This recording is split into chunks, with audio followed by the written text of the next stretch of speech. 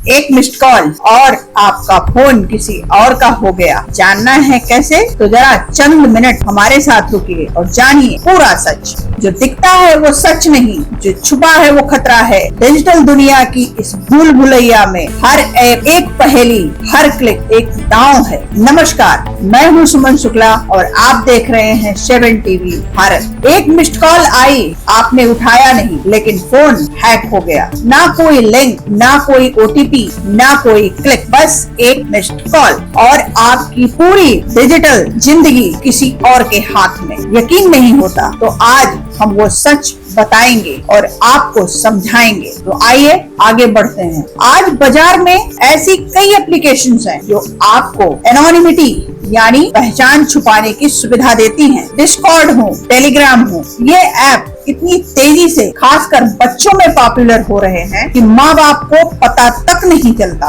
और यही एनोनिमिटी, यही पहचान का पर्दा सबसे बड़ा हथियार बन जाता है साइबर अपराधियों के लिए। लेकिन असली खेल अभी बाकी है। जब आपकी पहचान छुपी हो और सामने वाले की पहचान भी अनजान हो, अगर उसने कुछ भेजा, ओपन किया और फंस गए, तो पुलिस भी कुछ नहीं कर सकती। पुलिस आपको सिर्फ और सिर्फ क्या दे सकती है? सांत्वना। अभी जितने भी क्रिप्टो इन्वेस्टमेंट वाले फ्रॉड हो रहे हैं, उसका एक ही रास्ता है, टेलीग्राम ग्रुप। पहले आपको ऐड कराया जाता है एक ग्रुप में, फिर व्हाट्सएप पे, जहाँ से सारे नंबर न्यूल अकाउंट्स यानी फर्जी खातों के होते हैं और आप समझते हैं बड़ा इन्वेस्टमेंट ग्रुप है। असल में ये एक जाल है जिसमें आप खुद चलकर जाते हैं, कोई आपको ले नहीं जाता। अब जरा ये समझिए, बच्चे व्हाट्सएप छोड़कर स्नैपचैट पर क्यों जाते हैं? क्योंकि स्नैपचैट का एक खास फीचर है, मैसेज भेजो,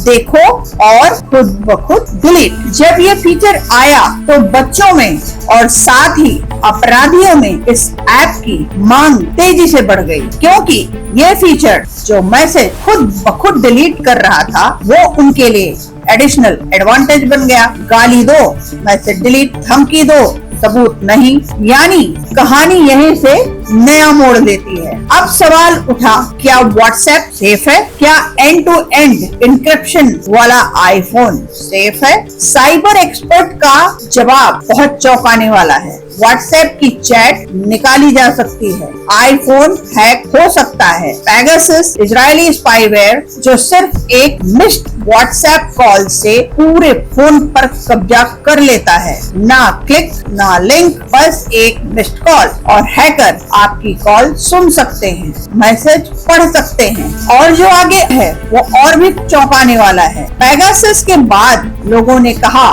सिग्नल पर आ जाओ, पत्रकार, नेता, अधिकारी सब सिग्नल पर शिफ्ट हो गए, लेकिन किसी ने एक बार भी गूगल नहीं किया सिग्नल का फाउंडर कौन है। वही व्यक्ति ब्रायन एक्टर जिसने व्हाट्सएप बनाया। दुनिया कितनी खूबसूरती से खुद को करेक्ट कर लेती है और हम देखते रह जाते हैं। 3 साल पहले एक ऐप आई, नाम था एनम, एनोनिमस से एनम, और डार्क वेब पर प्रमोट होना शुरू हुआ था। दावा था एंड टू एंड एन्क्रिप्टेड है, सरकार भी नहीं देख सकती, कोई नहीं तोड़ सकता।